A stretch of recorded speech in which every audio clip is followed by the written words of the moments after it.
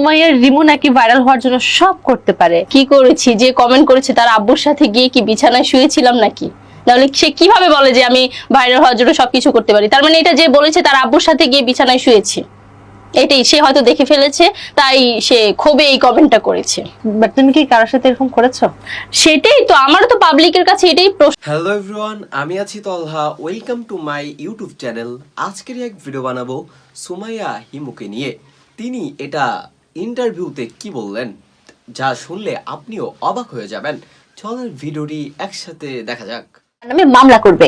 আচ্ছা, বয়কট তো দূর থাক, চলচ্চিত্র কি আর আগের মতো আছে যে বয়কট করবে? আর বয়কট কেন করবে? আমরা বয়কটের কোনো কাজ করিনি।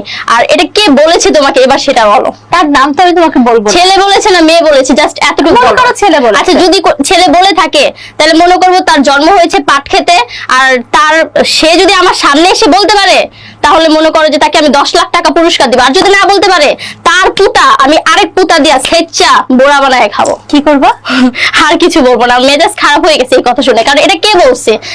মনে করবো যে তার সমস্যা আছে, তার সে দুর্বল যদি আমার সামনে এসে না বলতে পারে। আচ্ছা, আজকে তাহলে সবাইকে একটা সত্যি কথা বলে দিই। আমার হাতে একটা 11 Pro Max, অনেক কষ্ট করে অনেক টেনে টুনে আমি এই ফোনটা কিনেছি। এখন আমাকে তোমরা যত পরিমাণে কক্সবাজার যেতে দেখো, তো ওই হিসেবে কিন্তু আমার হাতে একটা 16 Pro Max থাকার কথা।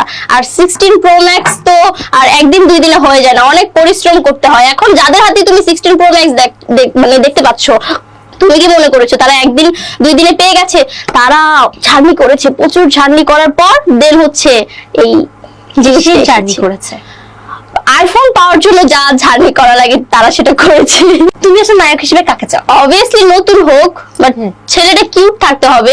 যে আমাকে যে গল্পটা তারা শোনায় ওই গল্পের সাথে যেতে হবে বা আমার সাথে যেতে হবে। আর দ্বিতীয়ত হচ্ছে নায়ক হ্যান্ডসাম তো হতেই হবে, এটা তো অবভিয়াসলি হতেই হবে। কেন? হ্যাঁ, হতেই হবে, কারণ হচ্ছে আমি তো আর বুইড়াদের সাথে অফারটা বেশি আসে। কারণ অনেক মেয়েরা এই সুযোগটা লুফে নেয়, বাট আমার এইসব সুযোগের দরকার নেই। আমার আলহামদুলিল্লাহ আর নিজের মতো চলার মতো টাকা পয়সা আছে, আমার এইসব দরকার নেই। আর শাকিব খান হলে ভালো হয়। শাকিব খান কি প্রথমে তোমার সাথে সিনেমা করবে? এই জন্যই তো এতটা এগোচ্ছি না। আগে আমার মনে হয় যে ভালো ভালো সিনেমা করতে হবে, তারপর মনে হয় যে আমার শাকিব খানের সাথে সিনেমা করাটা দরকার। তোমার মিডিয়াতে পরিচিতি পাওয়ার পেছনে সব থেকে বেশি অবদান কার? অবভিয়াসলি আমার হাজবেন্ড, এটা সবাই জানে, আমি নিজেও বলি। কিভাবে? কিভাবে? কারণ সে হচ্ছে গ্রামের সহজ সরল একটা মেয়ে ছিলাম, তো অত কিছু বুঝতাম না যে মিডিয়ায় কি কি হয় বা মিডিয়ায় কে কিভাবে কাজ নেয়, কে কিভাবে কাজ করে। তো ওই সবকিছু আমাকে বুঝিয়েছে। ওই আমাকে স্টাইল কি জিনিস, কোনটার সাথে কি পরলে ভালো লাগবে, মানে একদম ধরতে গেলে ছোট বাচ্চাকে যেভাবে সামলায় আমাকেও সেভাবে সামলায়। তোমার হাজবেন্ড সবসময় তোমার সাথে থাকে? হ্যাঁ, শুটিং এ সবসময়